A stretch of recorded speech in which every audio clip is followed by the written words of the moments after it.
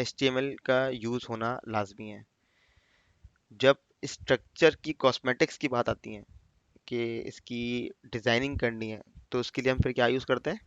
CSS। CSS use करते हैं। हमने CSS भी पढ़ा, हमने HTML भी पढ़ा।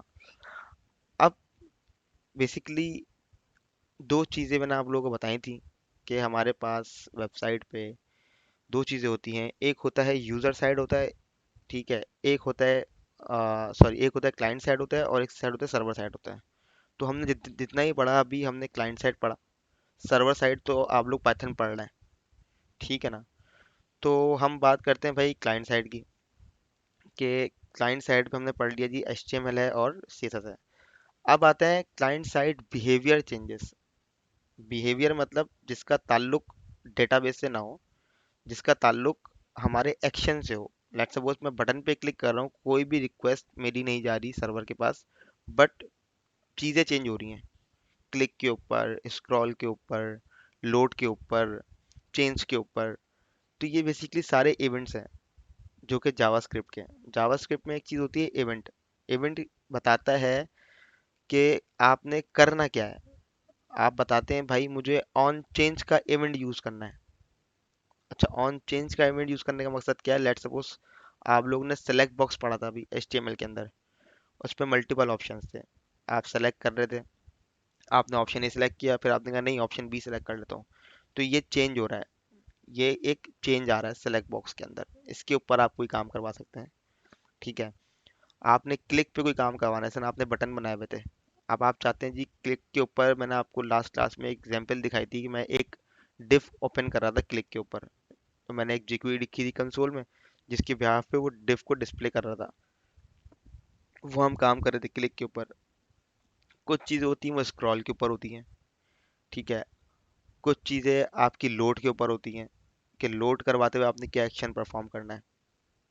अच्छा, ये बात तो समझ में आ गई भाई कि इस तरीके से इवेंट्स होते हैं जावास्क्रिप्ट के। अब बात करते हैं जी, हमारे पास जावास्क्रिप्ट क्या सिर्फ इसी यूज़ के लिए है, या और भी इसके मुख्तलिफ यूजेज हैं जावास्क्रिप्ट के? अभी बेसिकली जब आप लोग पाइथन पढ़ रहे होंगे, तो पाइथन के अंदर होता क्या है कि आप लोग ने लूप मेरे ख्याल से पढ़ा है अभी तक। आपने लूप पढ़ा हो, जी पढ़ा है सर। ठीक है। आपने उसके अंदर फंक्शंस पढ़े होंगे, ठीक जी है। सर। आपने उसमें डाटा टाइप्स पढ़ी हुई होंगी कि डाटा टाइप किस तरह की कितनी तरह की होती हैं। जी सर पढ़ा है। ये सारी की सारी चीज़ें आपको मिलेंगी कहाँ पर? जावास्क्रिप्ट में। बट अच्छा। वहाँ पे जो यूजेज हो रहा है, वो हो रहा है सर्वर साइड के लिए, इन सब चीज़ों का। सही है। और जावास्क्रिप्ट में जो बात होगी सारी की सारी, वो होगी क्लाइंट साइड पे। क्लाइंट साइड पे बात का मतलब ये है कि आपके डॉम के अंदर ही मैनिपुलेशन होगी, चीज़ें इधर से उधर होंगी, ठीक है। डॉम में हर चीज़ लोड हो चुकी होगी, उसके बाद सारा काम होगा। हमने बहुत ही ब्रीफ इंट्रोडक्शन पढ़ चुके हैं डॉम का, कि डॉम बेसिकली करता क्या है। जब साइट लोड होती है, सारा का सारा डेटा उठा के उसके अंदर लेकर आ जाता है। अब उस डेटा को मैनेज करने के लिए हम यूज़ करते हैं अपने पास जावास्क्रिप्ट, कि कौन सा डेटा मुझे कब दिखाना है, कौन सा डेटा मुझे किसके चेंज पे दिखाना है। अब चूंकि ये सारा डेटा मेरे पास डॉम में ऑलरेडी एग्जिस्ट कर रहा है, ठीक है, मतलब वेबसाइट लोड होते हुए सारा का सारा डेटा मेरे पास आ चुका है। अब जावास्क्रिप्ट इस डेटा के साथ जो करेगी करेगी। अब इसका ताल्लुक सर्वर से नहीं है। सर्वर का ताल्लुक जब था जब मैं वेबसाइट लोड कर रहा था, और लोड करके मैं सर्वर पर रिक्वेस्ट भेज रहा था, और वहां से वो मुझे डेटा ला के दे रही थी। ये काम मेरा चल रहा था सर्वर साइड पे, ठीक है। जैसे ही उसने डेटा मुझे डॉम में लोड कर दिया, अब सर्वर का ताल्लुक यहाँ पे मुझसे हो गया ख़त्म, और मेरे पास अब सब सारा का सारा डेटा मुझे दिख रहा है। अब मेरे पास यहाँ पे चलती हैं तीन चीज़ें: HTML, CSS और जावास्क्रिप्ट। HTML क्या करती है? जो डेटा आता है उसको स्ट्रक्चर करती है। CSS क्या करती है? जो डेटा डॉम से आता है उसको वेल ऑर्गेनाइज करती है। और जावास्क्रिप्ट जो मैंने अभी आपको बताया, कि वो कोई ना कोई एक्शन परफॉर्म करके हमारे डेटा के साथ हमें अलाउ करती है कि हम इसके साथ कुछ भी कर सकते हैं। जो डॉम के अंदर डेटा है, जो सर्वर पड़ा हुआ है, उसका ताल्लुक नहीं है जावास्क्रिप्ट से। जो डॉम में डेटा है उसका ताल्लुक किससे है? आपका जावास्क्रिप्ट से। यहाँ तक की बात क्लियर है? जी सर। मतलब इसके अंदर कोई कंफ्यूजन है कि जावास्क्रिप्ट किस लेवल पे काम करेगी? नहीं सर, कंफ्यूजन तो नहीं है सर। एक क्वेश्चन है जी। कि फॉर एग्जांपल अब डोम में सर हमें बैकएंड का डाटाबेस से कुछ चाहिए होगा, तो वो फिर जावा स्क्रिप्ट करेगा हमारे लिए। नहीं, देखें इसमें ना दो चीज़ होती हैं। जावास्क्रिप्ट को हमने फिर कनेक्ट करना होता है सर्वर से, और जिसमें फिर एक मिडिलवेयर आता है जिसको हम बोलते हैं एपीआईज, जो आप लोग अच्छा, बनाएंगे पाइथन पे।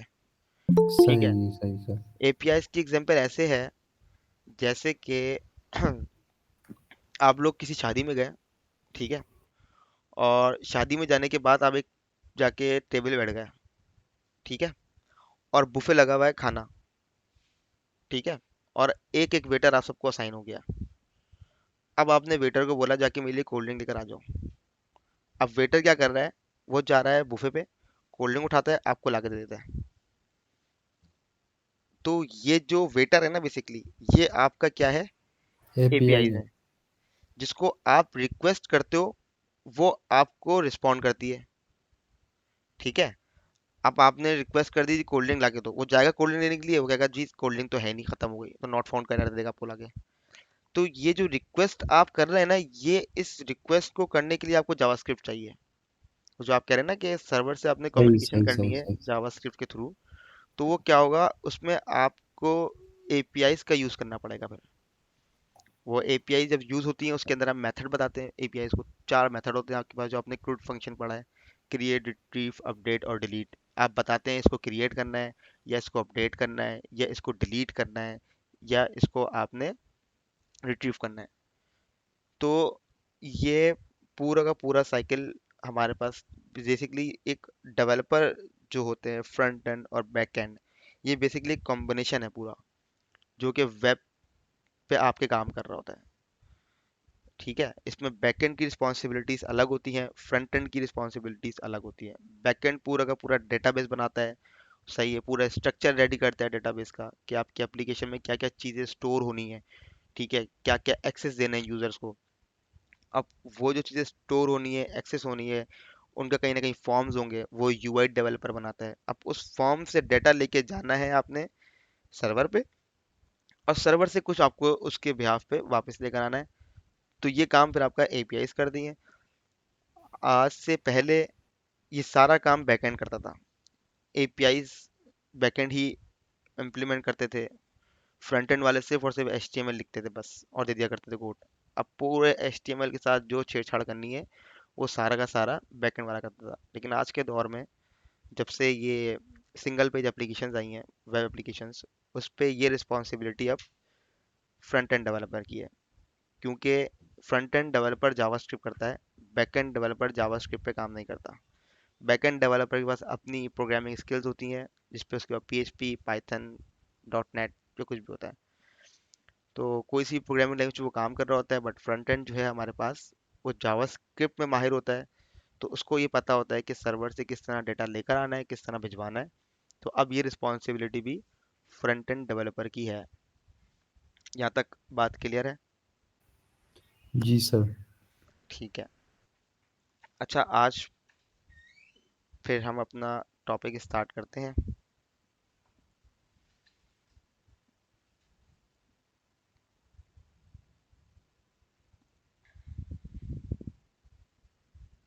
स्क्रीन शेयर हो रही है मेरी? जी सर। ठीक है।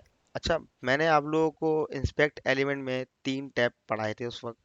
एक एलिमेंट, एक कंसोल, और एक सोर्सेज का पढ़ाया था मैंने आपको। और फिर मैंने आपको बताया था कि कंसोल में जावास्क्रिप्ट लिखते हैं, या जावास्क्रिप्ट के एरर आपको वहाँ मिलते हैं। ये बात मैंने आप लोगों को वहाँ पर बताई थी, ऐसा ही है। यहाँ पर हम अपनी जेएस की फोल्डर बना लेते हैं।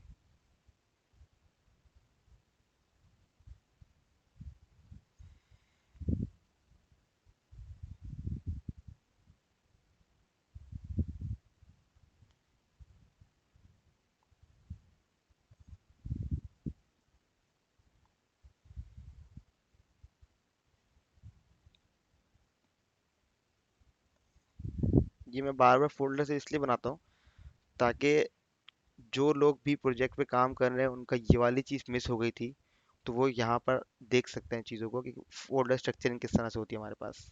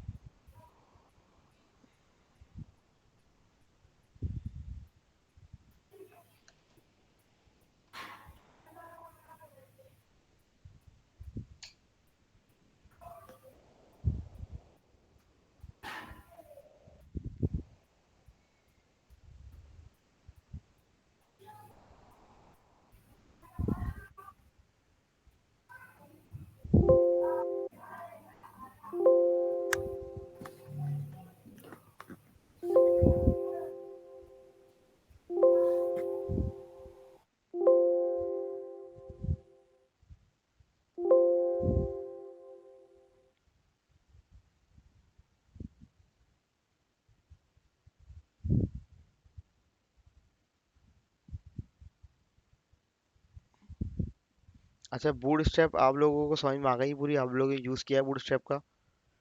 उसमें कोई कंफ्यूजन है किसी को अब तक?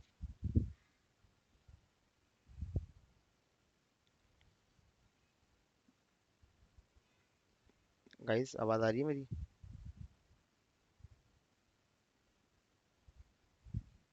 हेलो?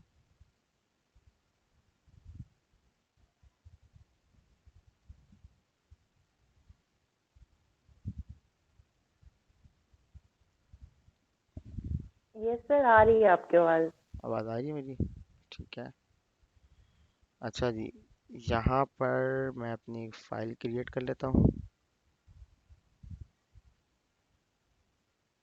इंडेक्स, सॉरी फोल्डर दूसरा है।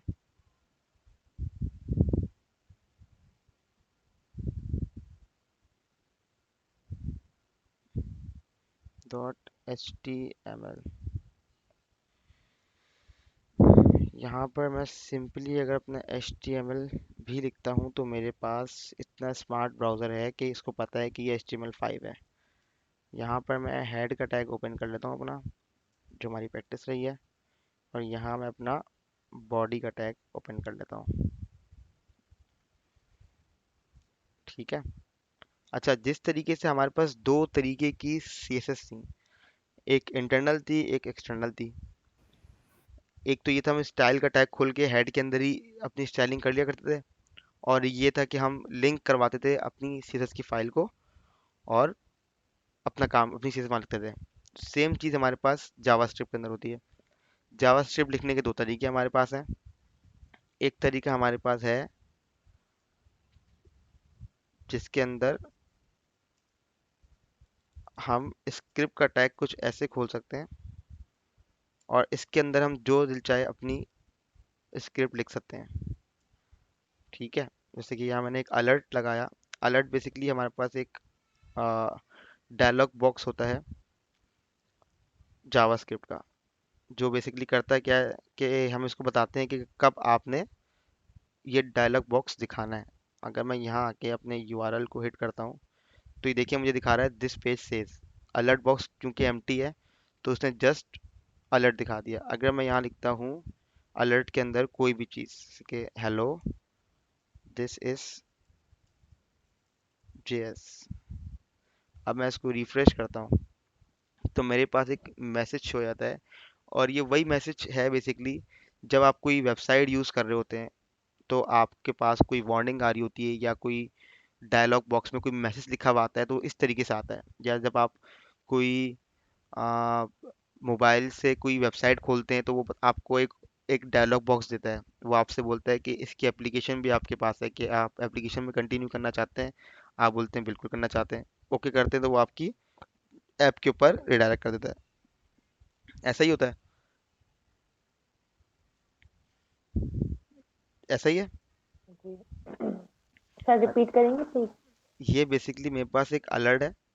अलर्ट का मतलब क्या है कि मैंने स्क्रिप्ट का टैग अपना ओपन किया और मैंने अलर्ट यहाँ पे लिख दिया। ठीक है। अब क्या हो रहा है कि मैंने अभी कुछ HTML तो लिखी नहीं है, सिर्फ स्क्रिप्ट का टैग खोला और अलर्ट लिख दिया मैंने यहाँ पे, और मैं अपने यूआरएल को हिट करता हूँ तो यहाँ पर एक मॉडल बॉक्स खुल जाता है आगे ना, पॉपअप मैसेज है। पॉपअप मैसेज आ जाता है बेसिकली। अच्छा, ये पॉपअप बूटस्ट्रैप वाला नहीं है जो आपने इसमें देखा होगा, ये हम्म, जावास्क्रिप्ट का बिल्ट इन है जो कि ब्राउजर से लेकर आता है। ठीक है, ये बताता है दिस पेज सेज, क्योंकि अब हम बात कर रहे हैं ब्राउजर लेवल पे आके। बेसिकली जावास्क्रिप्ट हमारे पास जो भी काम करेगी ना, वो जो मैं कोड अपना स्क्रिप्ट में यहाँ लिख रहा हूँ, यहाँ जो मैं कोड लिख रहा हूँ, उस कोड को अगर मैं कंसोल में जाके लिखना शुरू कर दूँ, मतलब ये कंसोल समझें मेरे लिए एक कंपाइलर है। मैं यहाँ लिखता हूँ अलर्ट, और यहाँ मैं लिखता हूँ हेलो, और यहाँ मैं इसको एंटर करता हूँ, तो ये देखिए लिखा हुआ आ गया हेलो। क्यों? क्योंकि ये कंसोल वही काम कर रहा है जो कि स्क्रिप्ट की फाइल कर रही है। जिस तरह से आपने इंस्पेक्ट एलिमेंट जब किया था, आप कोई सीएसएस लिखते थे तो टेम्परेरी वो सोर्सेस में आ जाती थी, ऐसा ही है, टेम्परेरी जी। वो सोर्सेस में आ जाया करती थी। सोर्स में। तो इसी तरीके से जावास्क्रिप्ट को अगर आपने मैनेज करना है या जावास्क्रिप्ट की कोई आपने एरर देखने हैं, तो वो सारे आपको कहाँ मिलेंगे? कंसोल में मिलेंगे आके। कंसोल। आपके पास लेट सपोज आपने एक फंक्शनैलिटी बनाई कि मैं जब ऑन क्लिक करूं किसी बटन के ऊपर, तो मेरे पास एक अलर्ट हो जाए, मतलब मैं किसी एक फंक्शन में लिखूं और वो अलर्ट हो जाए, या व्हाट उसमें कोई भी चीज़ मैं कॉल कर दूं अपने पास। तो उसमें बेसिकली होगा क्या कि अगर वो मेरा फंक्शन नहीं चल रहा, तो सबसे पहले मेरा काम क्या होगा, मैं कंसोल में आके देखूंगा, क्योंकि मुझे कंसोल बताएगा कि मेरे पास क्या एरर है। मुझे कंसोल बताएगा कि मेरे पास क्या एरर है। अब जैसे कि मैं आपको एक एग्जांपल के तौर में आपका एक एरर दिखा रहा हूँ, ठीक है? सिर्फ एरर दिखाने के लिए मैं एक लाइन लिखता हूँ यहाँ पे, कॉन्स्ट ए, और ए इज इक्वल्स टू 5, और यहाँ मैं लिखता हूँ कंसोल डॉट लॉग ए। अब जी मैं यहाँ जाता हूँ, इसको रिफ्रेश करता हूँ, ये देख रहे हैं, इसने एक एरर मैसेज दे दिया मुझे। क्या करा इसने? मुझे एक एरर मैसेज दे दिया जावास्क्रिप्ट का। अब ये एरर क्या है मैं आपको बताता हूँ बाद में, ये एरर है क्या, और ये मैंने क्यों लिखा, मैंने कॉन्स्ट क्यों लिखा, सब चीज़ें क्या आती है मैं आपको बताता हूँ अभी वो। लेकिन अभी आपने सिर्फ ये देखना है कि जो भी आपका जावास्क्रिप्ट का एरर होगा वो आपको कहाँ मिलेगा? कंसोल में मिलेगा आके। ठीक है, यहाँ तक बात क्लियर हो रही है? जी सर। ठीक है। अच्छा, अब हम बात करते हैं जावास्क्रिप्ट में कि कॉन्स्ट क्या है, और अलर्ट आपको मैंने बता दिया कि अलर्ट किस तरह से काम करता है। एक बेसिकली डायलॉग बॉक्स होता है जिसको हम चाहें तो अपनी मर्जी से जिस एक्शन पे परफॉर्म करवाना चाहे करवा। लेट सपोज मैं कोई फॉर्म सबमिट करता हूँ, और सबमिट करने के बाद मैं ये चाहता हूँ कि अगर वो सक्सेसफुली सबमिट हो जाए, तो मैं करूँ क्या, एक अलर्ट मैसेज शो करवा दूँ कि your form has successfully submitted. ठीक है, ये मैं चाहता हूँ कि मैसेज आ जाए। अब मैं ये लोड कर रहा हूँ ना, तो लोड होते ही मैसेज आ जाता है। लेकिन अब मुझे ये कब दिखाना है? जब मेरा फॉर्म सबमिट हो जाए। ठीक है। अच्छा, मैं जो बेसिकली आपसे बातें कर रहा हूँ ना इस वक्त, और मैं आपसे बात कर रहा हूँ कि फॉर्म के सबमिट होते हुए ये आ जाए, तो ये बातें वो हैं जो आप कर सकते हैं क्योंकि आप फॉर्म बना चुके हैं। आपने फॉर्म में एक सबमिट का बटन लगाया हुआ है। अभी आप डेटा सबमिट नहीं कर रहे, बट आप चाहते हैं ये कि डमी जब भी क्लिक हो जाए इस फॉर्म के ऊपर ना, तो मेरे पास सक्सेस का मॉडल आ जाए। अब बेसिकली देखिए ये हो क्या रहा है, क्या ये मॉडल शो होने के लिए मुझे सर्वर की जरूरत पड़ रही है किसी? मैं क्या कोई रिक्वेस्ट भेज रहा हूँ सर्वर के ऊपर? मैं जस्ट नो। स्क्रिप्ट सर को बता रहा हूँ कि आपने ये काम करना है मेरे ब्राउजर पे जाके। इसका सर्वर से कोई ताल्लुक नहीं है अभी। जो भी काम होगा वो सारा किस पे होगा हमारे पास? क्लाइंट साइड पे होगा, ब्राउजर एंड पे होगा। जावास्क्रिप्ट से ब्राउजर को आप हैंडल करेगी। बात क्लियर है यहाँ तक? अच्छा, उसके बाद हमारे पास सबसे पहला टॉपिक आ जाता है वार, लेट और कॉन्स्ट। ये तीन चीजें हमारे पास हैं। अच्छा, ये तीन चीजें हैं क्या? जिस तरह आप लोगों ने पाइथन में पढ़ा होगा, आप वेरिएबल डिफाइन करते हैं। ठीक है, जब आप वेरिएबल डिफाइन करते हैं पीएचपी के अंदर, तो आप डॉलर लगा के ए करते हैं और बताते हैं ए बराबर है 1 के। ये PHP का तरीका है वेरिएबल डिफाइन करने का। ठीक है, जब आप पाइथन में करते हैं तो उसके लिए कुछ अलग तरीका होगा वेरिएबल डिफाइन करने का।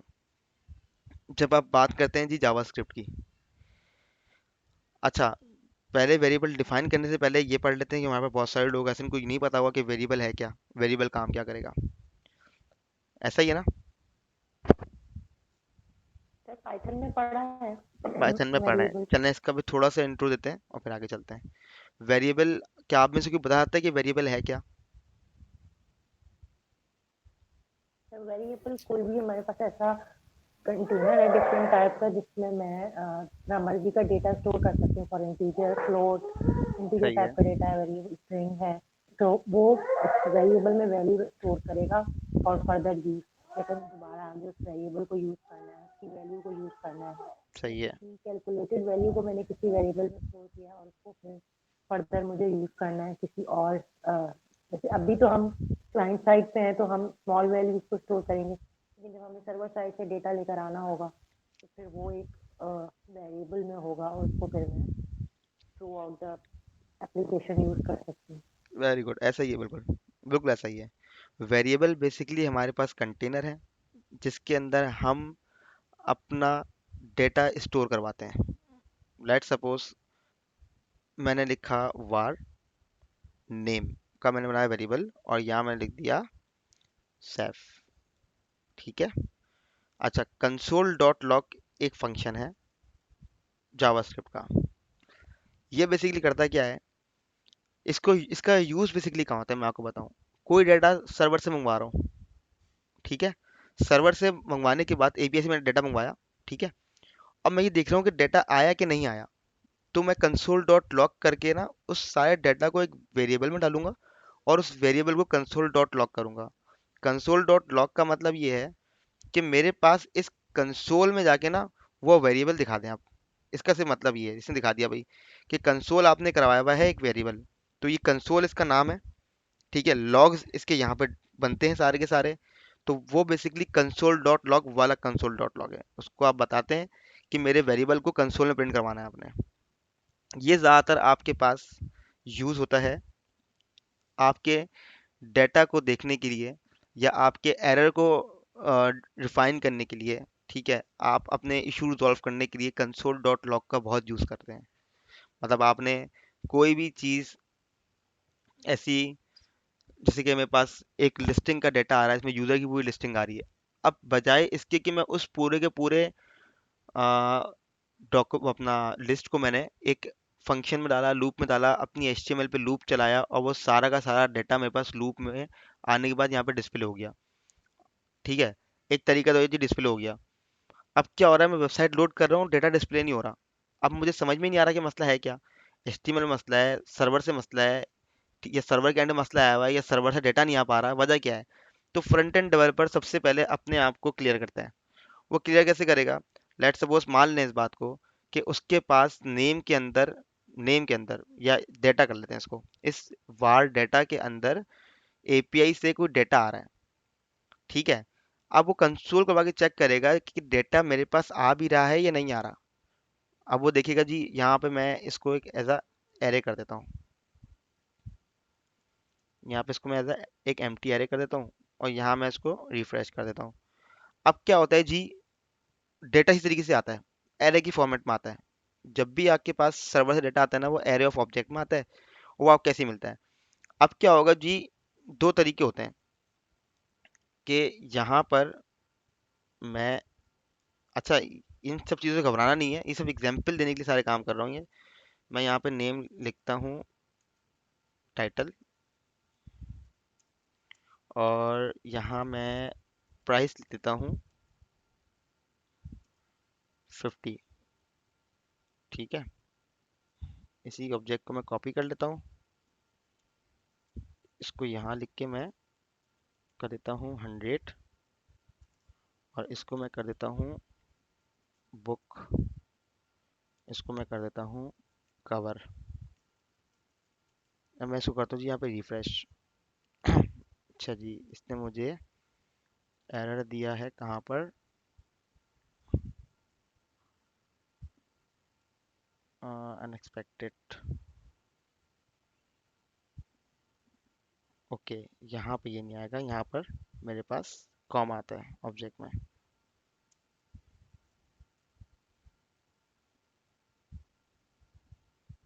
नीचे भी कॉमा होगा, या नीचे नहीं भी लगाएंगे तो मसला नहीं है कोई। ठीक है, डेटा मेरे पास ना इस तरीके से आता है एपीआई से। ये आपके डेटाबेस की कॉलम के नाम होते हैं और ये आपकी प्राइस होती है। इसको नहीं समझना कि ये अभी है क्या। बताने का मकसद ये है कि कंसोल डॉट लॉग यूज़ कर रहा हूँ। अब मेरे पास जी डाटा आ गया, मेरे पास डाटा आ गया तो मुझे ये चीज़ की क्लैरिटी हो गई कि सर्वर साइड पे एपीआई का कोई इशू नहीं है। बात क्लियर हो रही है कि सर्वर साइड से मेरे पास डाटा तो बिल्कुल ठीक आ रहा है, क्योंकि डाटा इस फॉर्मेट में आएगा मेरे पास ना, ऑब्जेक्ट की फॉर्मेट में आएगा एरे के अंदर। तो मैं देखता हूँ जी सही आ रहा है। अब मैं क्या करूँगा, मैं बैकएंड वाले को ब्लेम करने से पहले अपना कोड चेक करूँगा कि जी मेरे पास जो मेरा कोड चल रहा है कहीं इसमें तो मसला नहीं है, क्योंकि ये तो बात तो क्लियर हो गई जी बैकएंड से मसला नहीं है। अब फ्रंट एंड वाला अपने इशू रिजॉल्व करेगा, जो भी उसका इशू होगा एक्स वाई जेड। अब लेट सपोज मेरे पास ये चीज़ ही नहीं आ रही है, ये जो चीज़ है पूरा का पूरा ऑब्जेक्ट मेरे पास आ ही नहीं रहा, और मेरे पास एरे खाली एम्प्टी आ रहा है। अब मसला किसका होना चाहिए?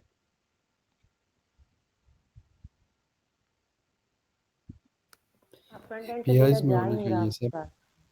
किसमें डाटा नहीं आ रहा है डेटा इसमें। नहीं आ रहा? तो अब डेटा नहीं आ रहा तो मैंने कहाँ पर चेक किया इसको? कंसोल डॉट लॉग करके चेक किया। यहाँ पर मैं या तो श्योर हो जाऊंगा कि मेरा मसला नहीं है, ठीक है, या तो मैं ये श्योर हो जाऊंगा कि मसला मेरा ही है। बगैर कंसोल डॉट लॉग के मैं कैसे दिखूंगा? अच्छा, ये तो कंसोल डॉट लॉग तो मैंने आपको चीज़ बता दी किस तरह दे सकते हैं, लेकिन जब एपीआई से डेटा आता है तो उस वक्त हम यूज़ करते हैं नेटवर्क के लिए। नेटवर्क बेसिकली हमारे पास होता है जो कि सारी फाइल्स को लोड करता है और बताता है आपकी एपीआई से नहीं कि नहीं। चलिए, कंसोल डॉट लॉग के अंदर भी काम हम फोर्सली बताते हैं काम करो, या कोई फंक्शन है मैंने क्लिक करवाना है, जिस तरह मैंने अभी आपको यहाँ पे कॉन्स्ट की एग्जांपल दी थी, जब मैंने चलाया तो उसने मुझे एक एरर शो कर दिया। ठीक है, तो जब भी कोई एपीआई हम इंटीग्रेट करते हैं ना तो उसमें एरर की टाइप होती है कि जो डेटा लेने गया था क्या इसको ये मिला ही नहीं वहाँ पर, ठीक है, या उसके बिहाफ पे कोई डेटा वहाँ मौजूद ही नहीं है, ठीक है, या कुछ जो था वो किसी और के साथ लिंक हो गया डेटा, या वट एवर जो भी एरर आता है ना, वो आप कंसोल में इसको प्रिंट करवाए। तो बेसिकली कंसोल डॉट लॉग करेगा क्या, कि आपके पास जितनी भी इश्यूज आएंगे, जो प्रॉब्लम्स आएंगी, आप डिबगिंग के लिए क्या यूज़ करेंगे अपने पास? कंसोल डॉट लॉग यूज़ करेंगे। बात क्लियर हो रही है यहाँ तक? जी सर। अच्छा जी, अब वेरिएबल समझ में आ गया जी, कंटेनर है, ठीक है, जिसके अंदर हम डेटा अपना स्टोर करवा सकते हैं। अब उससे पहले हमने अभी एक चीज़ पढ़ी कि भाई एक होता है वेरिएबल जिसको हम var बोलते हैं, एक होता है let, और एक होता है const। ये तीन चीज़ें होती हैं और तीनों कंटेनर होते हैं और तीनों अपने अंदर वैल्यू स्टोर करते हैं। इनका यूज़ कहाँ होता है? सबसे इम्पोर्टेंट चीज़ है ये, और बेसिक चीज़ है ये जावास्क्रिप्ट की, जिसके अंदर इंटरव्यूज में सवाल बहुत होते हैं जावास्क्रिप्ट से, कि ये बताएं कि let और var में क्या डिफरेंस है, और ये बताएं कि अपना const में और let में क्या डिफरेंस है। तो वो सारे सवाल आपके इंटरव्यूज में आ रहे होते हैं। अच्छा, बेसिकली अब हम बात करते हैं जी वार की। पहले हम वार पढ़ लेते हैं, अभी हमने वार से पढ़ा था। अभी यहाँ पर मैं यहाँ पर एक एम्प्टी वेरिएबल लेता हूँ जिसका नाम मैं रखता हूँ ए, ठीक है, और मैं यहाँ पे एक बना लेता हूँ फंक्शन, ठीक है, फंक्शन का नाम मैं रखता हूँ अपना टेस्ट रख लेते हैं फंक्शन का नाम,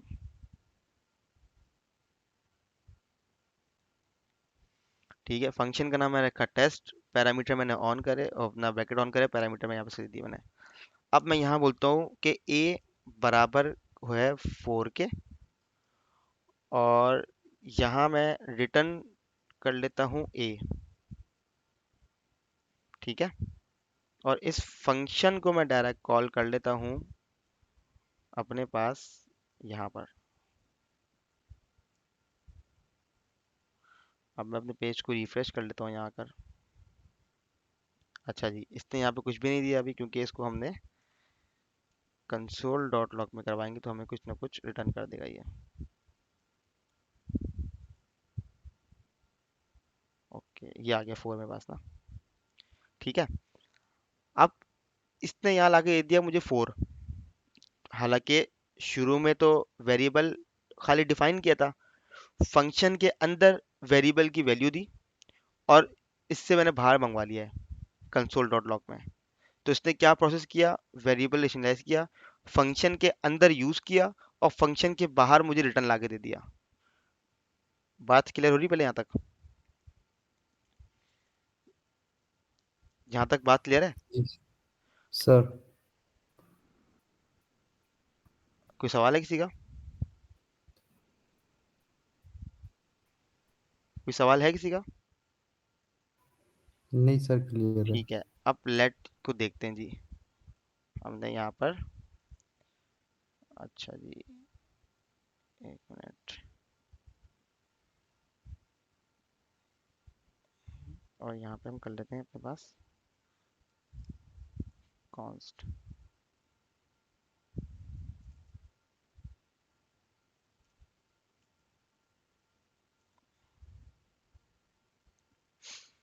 अच्छा, var के बाद कॉन्स्ट पे आते हैं, फिर लेट पर आते हैं।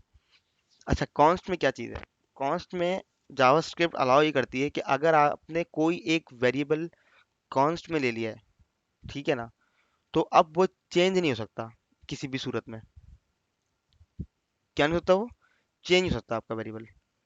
अब चेंज क्यों नहीं होता? क्योंकि ये कांस्टेंट वैल्यू है। अब जो भी चीज़ होगी ना, वो आपकी, अब मैं यहाँ पे डिफाइन करता हूँ भाई, a इज इक्वल टू 4। यहाँ मैंने डिफाइन कर दिया a इज इक्वल टू 4। यहाँ मैं कंसोल कर लेता हूँ अपना, कंसोल डॉट लॉग a। ठीक है, इसको हम यहाँ के रिफ्रेश करते हैं। अब इसने दे दिया कि कंसोल में बता दिया पहले में कि आपके पास तो 4 है। मैंने इस a को नीचे चेंज करना चाहा, ठीक है ना, कि इसको चेंज करके 6 कर दो इस फंक्शन के अंदर। तो उसने मुझे यहाँ पे क्या एरर दिया जावास्क्रिप्ट का, कि type error assign to constant variable. आपके पास जो ये वेरिएबल था, ये कांस्टेंट है जिसको आप चेंज नहीं कर सकते। बेसिकली जावास्क्रिप्ट के अंदर आपके पास दो स्कोप होते हैं, एक होता है ग्लोबल स्कोप होता है, एक होता है लोकल स्कोप होता है। ग्लोबल स्कोप क्या है, कि मैंने अपनी वेबसाइट, अपनी पेज के ऊपर या अपनी स्क्रिप्ट फाइल के ऊपर कहीं पर भी मैंने वेरिएबल डिफाइन कर दिया, और उसको मैंने एक्सेस कर लिया किसी भी फंक्शन के अंदर। मेरी बात समझ रहे हैं? लेट सपोज मैंने यहाँ पर एक var का फंक्शन बनाया था, ठीक है, और इसको मैंने रखा था बाहर अपने पास ना, इसको मैंने अपने पास बाहर रखा था var को, और इसको मैंने एक्सेस किया इसके अंदर, और मैंने बाहर इसको कॉल कर लिया। तो बेसिकली हुआ क्या कि मेरे पास एक ग्लोबल स्कोप था, जिसको मैं किसी भी हायरार्की पे रखूं और किसी भी फंक्शन के अंदर उसको यूज करना चाहूँ, ग्लोबल जो मेरा फंक्शन था उसको मैं यूज कर सकता हूँ। लेकिन जो बेसिकली लोकल मेरे फंक्शन होंगे, उनको मैं यूज नहीं कर सकता। अब जैसे कि मेरे पास यहाँ पर लेट की हम एग्जांपल ले लेते हैं एक।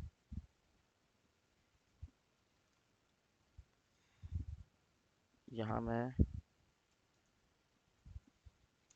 कंसोल डॉट लॉग करता हूँ ए को।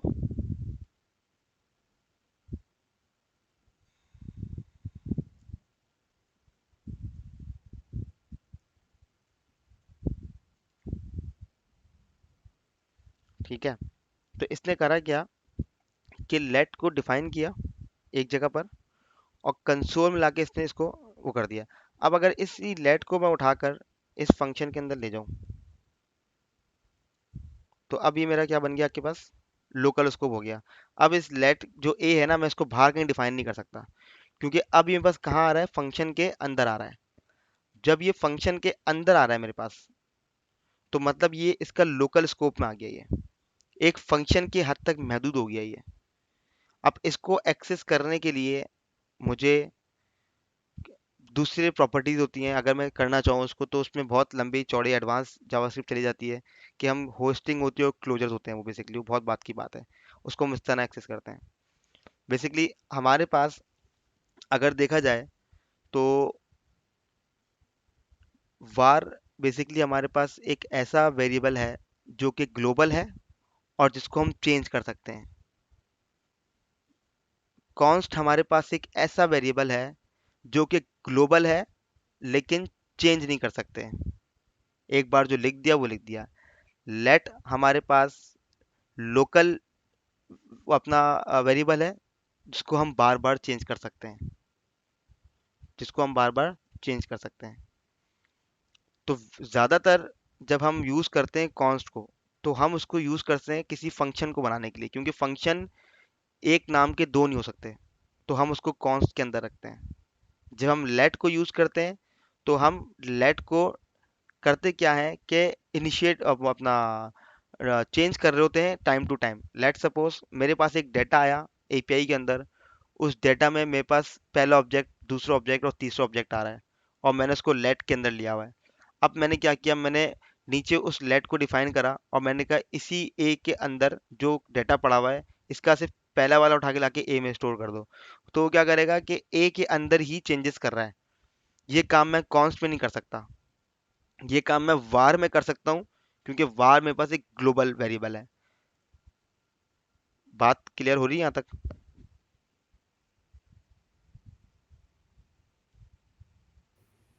सर कंफ्यूजन है। किस चीज़ में कंफ्यूजन है? बाकी लोग पता नहीं सुन भी रही हैं या सो गए हैं सर। अच्छा हाँ, इतनी बोरिंग क्लास चल रही है। सर लोकल और ग्लोबल में फर्क बता दें। देखें, लोकल बेसिकली मेरे पास जो भी वेरिएबल होगा ना, वो उस फंक्शन के विद अंदर इन चल द, रहा होगा। जी सर। ठीक है ना? उस फंक्शन से बाहर उसका कोई ताल्लुक नहीं है, वो वेरिएबल मेरे पास लोकल होगा। ठीक है, ग्लोबल वो होगा जिसको मैं फंक्शन से ऊपर बाहर कहीं इनिशियलाइज कर लूं और उसको मैं अपने फंक्शन में यूज कर रहा हूँ, उसकी वैल्यू को चेंज कर रहा हूँ अपने फंक्शन के अंदर। ये बेसिकली ग्लोबल होगा, सिंपल सी एक बात है। ठीक है। और जब बात आ जाती है कांस्टेंट की, तो कांस्टेंट हमारे पास एक ग्लोबल वेरिएबल है, बट वो किसी फंक्शन के अंदर या फंक्शन के बाहर भी चेंज नहीं हो सकता। एक मर्तबा मैंने कॉन्स्ट डिफाइन कर दिया तो वो कर दिया, पत्थर पे लकीर हो गई वो।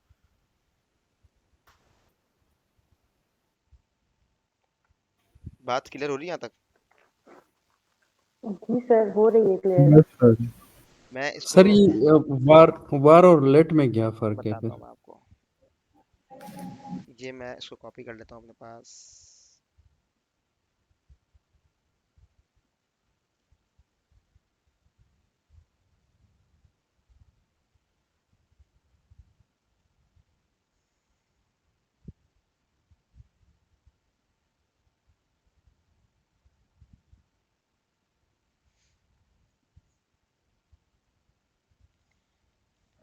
इसने क्या करा कि जब मैंने फंक्शन लिखा ना यहाँ पर, इसने ए को पहले डिफाइन किया हुआ था। ठीक है, मैंने लेट ए लिखा और मैंने ए इज इक्वल्स टू 4 किया, कंसोल डॉट लॉग मैंने ए कर दिया। तो इसने क्या करा, टेस्ट ने, कि मेरे पास जो बेसिकली फंक्शन था उसको अनडिफाइन कर दिया, उसको अनडिफाइन कर दिया क्योंकि उसको ए मिला ही नहीं।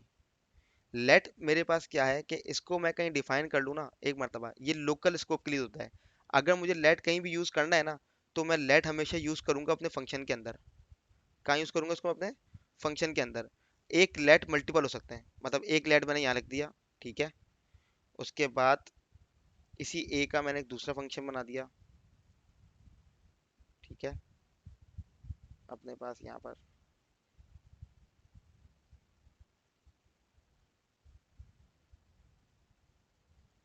और मैं इसको कर देता हूँ लेट ए दोबारा, इसको मैं कर देता हूँ 6, इसको मैं कर देता हूँ test1।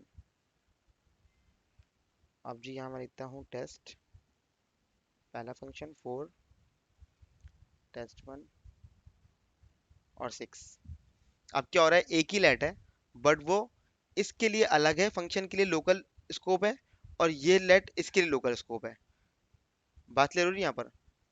हो क्या रहा है कि इस फंक्शन के अंदर मैं लेट लेके चल रहा हूँ। अभी क्या करता हूँ, मैं इसके अंदर कॉन्स्ट कर देता हूँ उठाकर ना, इसके अंदर मैं इनको कॉन्स्ट कर देता हूँ जी। कॉन्स्ट मैंने रखा,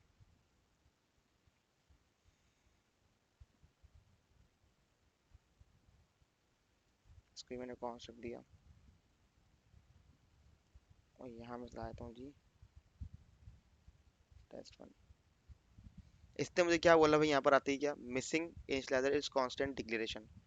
मतलब ये कांस्टेंट एक ग्लोबल वेरिएबल है जो कि चेंज नहीं हो सकता, जो कि चेंज नहीं हो सकता। और आपने अभी क्या करा जी, इसको उठा के चेंज कर दिया। मतलब मैंने कॉन्स्ट ए लिखा ऊपर और इस फंक्शन में बोला जी 4 है, दूसरे फंक्शन में दोबारा कॉन्स्ट एंड ए लिखा और मैंने बोल दिया जी ये 6 है। तो अब क्या हो रहा है कि जावास्क्रिप्ट आपके पास हमेशा line by line code read करती है। उसने पहले फंक्शन पढ़ा, वो पढ़ती हुई आई, उसने कहा कॉन्स्ट ए है, ठीक है, एज गोज टू 4 है, मान लिया। उसने प्रिंट करने गई, जैसी प्रिंट करने गई उसको यही लाइन मिल गया आगे। उसने देखा जी आउटपुट देते वक्त यहाँ तक वो बिल्कुल क्लियर थी, वो आपको ए रिटर्न कर दी। जैसी वो इस फंक्शन में आई ना, इसको यहाँ कॉन्फ्लिक्ट मिल गया, इसने कहा ये दोनों कॉन्स्ट ए है, कॉन्स्ट कभी भी ए नहीं हो सकता, कॉन्स्ट की फुल फॉर्म ही कांस्टेंट है। जब एक चीज कांस्टेंट है तो उसको आप चेंज नहीं कर सकते। बात क्लियर हो रही है? जब एक चीज कांस्टेंट है तो उसको आप चेंज नहीं कर सकते। लेट के अंदर क्या है कि वो एक लोकल स्कोप वेरिएबल है, जो कि इस फंक्शन के अंदर जो ए है वो सिर्फ इस फंक्शन का है, इसका बाहर कोई ताल्लुक नहीं है। सेम गोज टू, जो इस फंक्शन के अंदर ए है वो इस फंक्शन के अंदर ही ए है, उसका बाहर कोई ताल्लुक नहीं है। बट कांस्टेंट वो चीज है जो कहीं पे भी इनिशियलाइज होगा, उसका ताल्लुक फंक्शन के अंदर फंक्शन भी क्यों ना हो, वो उससे होगा, उसको आप वहां पे री इनिशियलाइज नहीं कर सकते। बात क्लियर हो रही है? Yes sir. उसको आप फंक्शन के अंदर री इनिशियलाइज नहीं कर सकते। कॉन्स्ट एक मरतबा आपने लिख दिया तो मतलब आपने वहां लिख दिया। इसके अंदर बहुत सारी कंफ्यूजन होंगी, क्वेश्चंस होंगे, बट वो क्वेश्चंस जब होंगे जब आप लोग इसकी प्रैक्टिस कर रहे होंगे और आप लोग कह रहे होंगे सर ये तो मसला आ गया, तो फिर मैं आप लोग इसको और ब्रीफ बताऊंगा कि भाई इसमें ये भी इश्यूज होते हैं। लेकिन अभी कोई अगर आपसे पूछता है जी भाई कॉन्स्ट, लेट और वार में क्या डिफरेंस है, तो आप बता देंगे भाई ग्लोबल स्कोप है और लोकल स्कोप है। लोकल स्कोप आपके पास लेट है, ठीक है, जो चेंज हो सकता है। ग्लोबल स्कोप आपके वेरिएबल है, बट ग्लोबल है और चेंज हो सकता है। ग्लोबल है और चेंज हो सकता है, ये आपका वेरिएबल की खासियत है। जो कांस्टेंट है वो ग्लोबल है बट चेंज नहीं होगा। बात समझ में आ रही है? सर तो लेट की फिर क्या ज़रूरत है? वार तो चेंज भी हो सकता है, लोकल भी यूज़ हो सकता है, देखें, ग्लोबल भी यूज़ हो सकता है। लेकिन डिफाइन तो एक ही मर्तबा होगा ना वो वार। टॉप पे डिफाइन जी करूंगा सर। ना, दिल चाहे चेंज कर दूं उसको। लेट को बार बार मैं इनिशियलाइज करता हूँ अपने हर फंक्शन में जाकर, और इसकी सर जरूरत जब अगर पड़ती है। हाँ बोले। अगर लोकल वेरिएबल हो तो उसको भी हम मल्टीपल टाइम डिफाइन कर सकते हैं सर। इसको हम कॉल कर सकते हैं। देखिए, कॉल करना और डिफाइन करना दो अलग चीजें हैं। यहाँ मैंने, फंक्शन हो सर। नहीं देखिए मैंने यहाँ, फंक्शन। हाँ बोले बोले, आप बोले। सर अगर फंक्शन हो फिर हम कॉल कर सकते हैं, लेकिन विद इन फंक्शन हम वेरिएबल को तो कुछ भी डिफाइन कर सकते हैं, वो तो लोकल टू दैट फंक्शन होगा ना। दोबारा समझा नहीं आपकी बात में। सर फॉर एग्जांपल पहले में है ए इज इक्वल टू 4। अगर हम ए को वेरिएबल फॉर एग्जांपल मान लें तो फंक्शन टेस्ट में ए वेरिएबल 4 हो जाएगा। सही है। तो फंक्शन टेस्ट 1 में वेरिएबल ए 7 भी हो सकता है, 8 भी हो सकता है। देखें, वो आपकी बात जो आप बात करें ना, ये यहाँ पर आप बिल्कुल सही बात कर रहे हैं, बिल्कुल ऐसा हो सकता है। लेकिन अभी तो हमने यहाँ पर सिर्फ और सिर्फ जो एक चीज़ पढ़ी है ना, वो हमने पढ़ा क्या है जी, हमने एक मर्तबा यूज़ करा है खाली नंबर चेंज करने के लिए। जब आप जी इसको प्रैक्टिकल वर्ल्ड में यूज़ कर रहे होते हैं ना, रियल वर्ल्ड में जब आप यूज़ कर रहे होते हैं अपने लेट और वार को, तब आपको इसका एक्चुअल पता चलता है कि ये वार में कितने इश्यूज आएंगे अगर हमने एक ही मर्तबा डिफाइन कर दिया और उसको 10 जगह चेंज सही कर रहे हैं सर। बैठ के। बात सही समझ रहे है। हैं? जी सर। तो यहाँ पे फिर आपके जो है ना फिर इश्यूज आने शुरू होते हैं। हालांकि आप जिस तरह बता रहे हैं आप उसको उस तरीके से भी काम कर सकते हैं, लेकिन अगर सिर्फ और सिर्फ देखा जाए ना, जो डिफरेंस है वेरिएबल और लेट के अंदर, वो आपके पास स्कोप का है। स्कोप कौन से है? वही लोकल और ग्लोबल। कांस्टेंट ने आपके साथ आके एक नाइंसाफी करी थी कि वो आ गया, बट उसको चेंज नहीं कर सकते, ठीक है। वेरिएबल ने कहा जी। मैं कांस्टेंट ही हूँ, ठीक है, मुझे ग्लोबली डिफाइन कर सकते हो हर जगह पर, बट मुझे चेंज कर सकते हो, बट मुझे जी सर। चेंज कर सकते हो। थर्ड बात आ गई लोकल ने। लोकल ने बोला मुझे यूज करना है अगर, तो मुझे स्पेसिफिक एक स्कोप के लिए यूज करो, ठीक है। और उसी में जितनी बताओ चेंज करना चाहो कर लो। बात क्लियर हो रही है?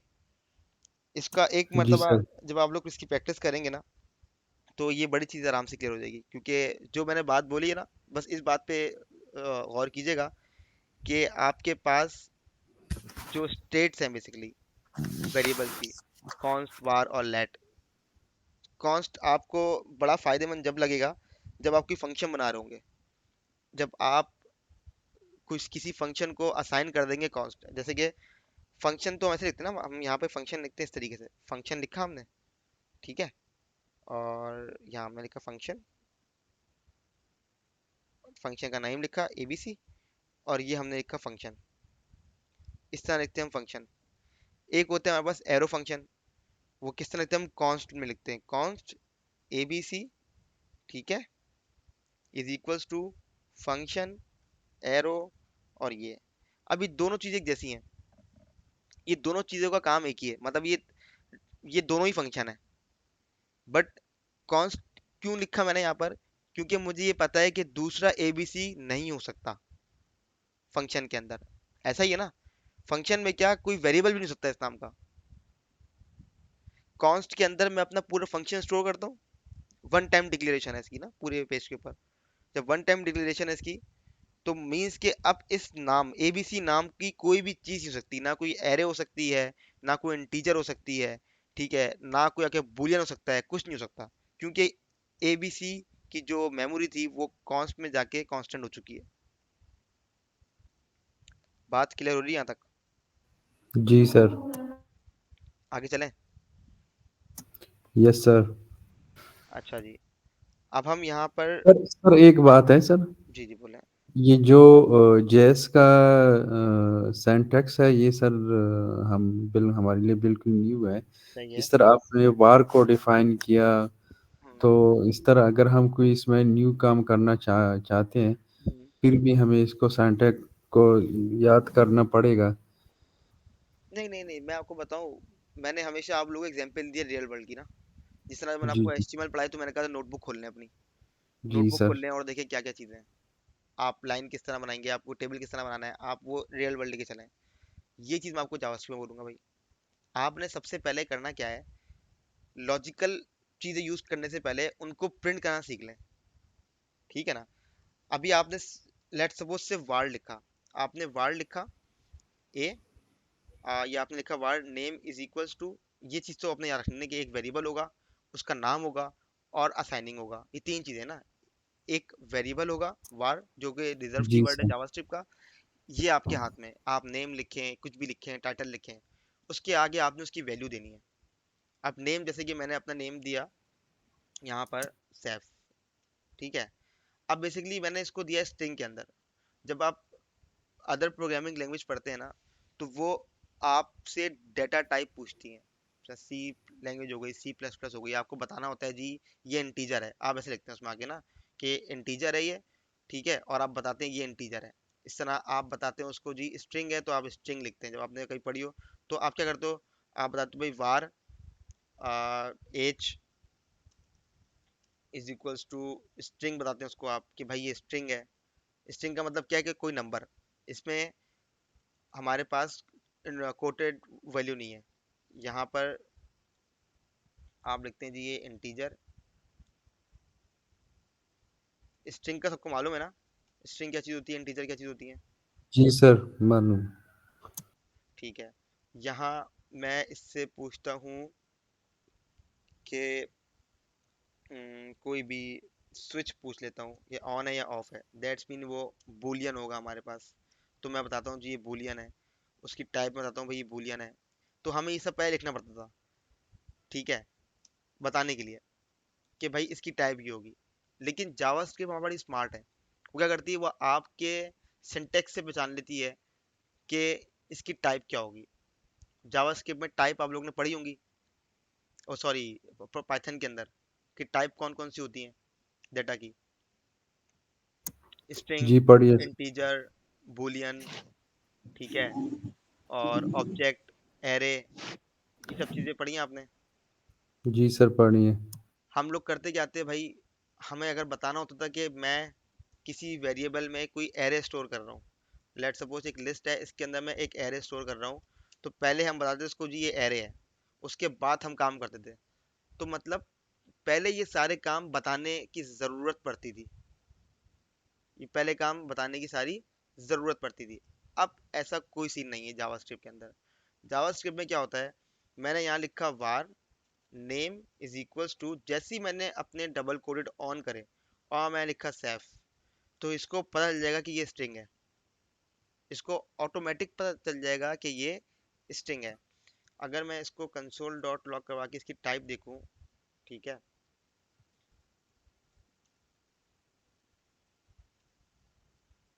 टाइप ऑफ करके होता है ना, नेम,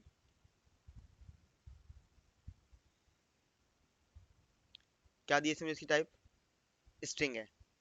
स्ट्रिंग। मतलब जावा मैंने यहाँ पे कहीं लिखा कि ये स्ट्रिंग है, मैंने इसको कहीं बताया इसको, इसने क्या करा, मुझे खुद बता दिया कि जो नेम है आपका ये स्ट्रिंग है। अगर मैं इसको, अच्छा, इस यहाँ मैं कर देता हूँ अब 1, अब देखते हैं क्या बोल रहा है जी। सॉरी, हमारे पास सेफ नहीं हुआ ये, 1 3, एक मिनट, इसको स्ट्रिंग क्यों ले रहा है ये,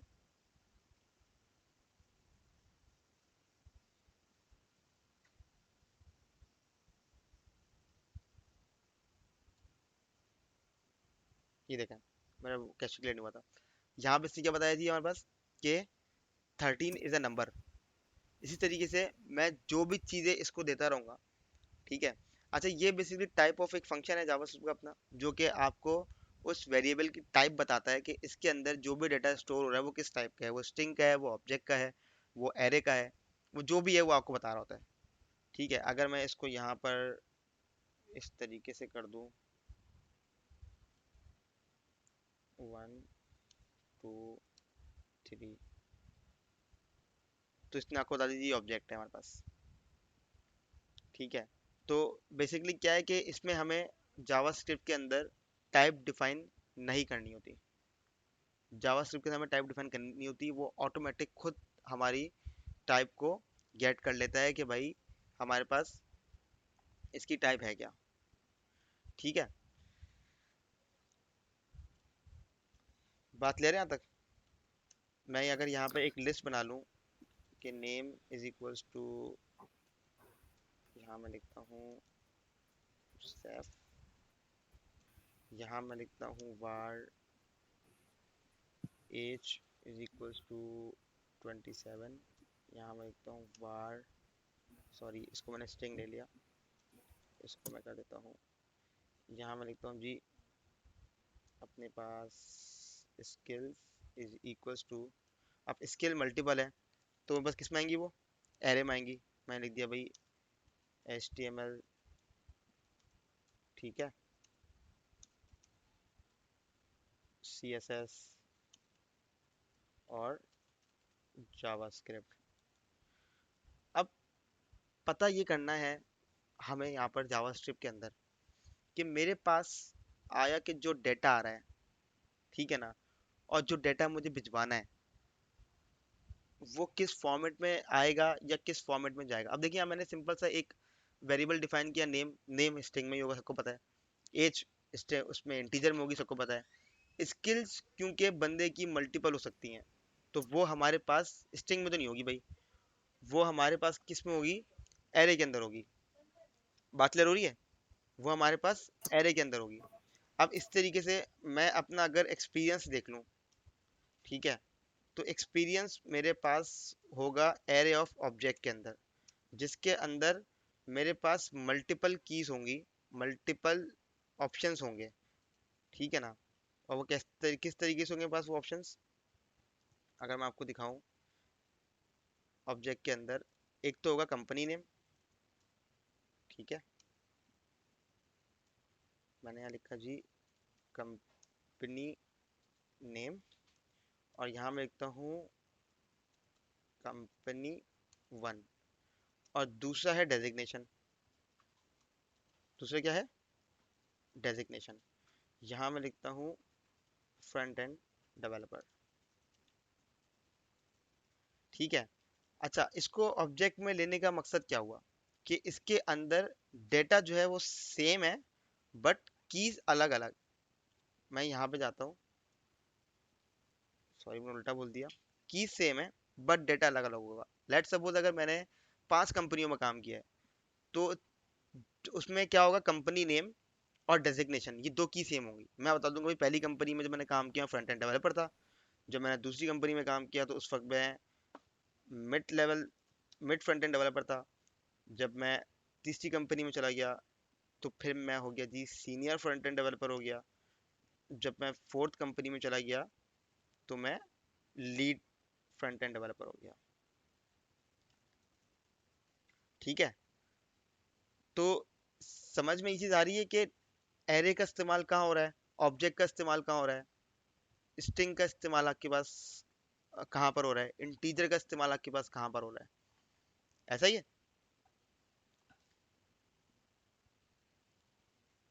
सर लिंक एक्सपायर हो रहा है कुछ सेकंड्स में। वो लिंक को वो कर लेते हैं, मसला नहीं है। यहाँ तक की बात क्लियर हो तो आप लोगों को कि मैं ऑब्जेक्ट कहाँ यूज कर रहा हूँ, मुझे एरे कहाँ यूज करना है। देखिए, पढ़ तो अभी सब लोग लेंगे ना, ये सब चीजें सीख जाएंगे, ऑब्जेक्ट, एरे, स्ट्रिंग, इनका यूजेज जो होगा ना वो आपने खुद करना है। अब मैं आपको उसकी प्रैक्टिकल एग्जांपल भी दूंगा अभी ना, तो आप लोगों को और चीज क्लियर हो जाएगी है। पहले बताएं, यहाँ तक बात क्लियर है?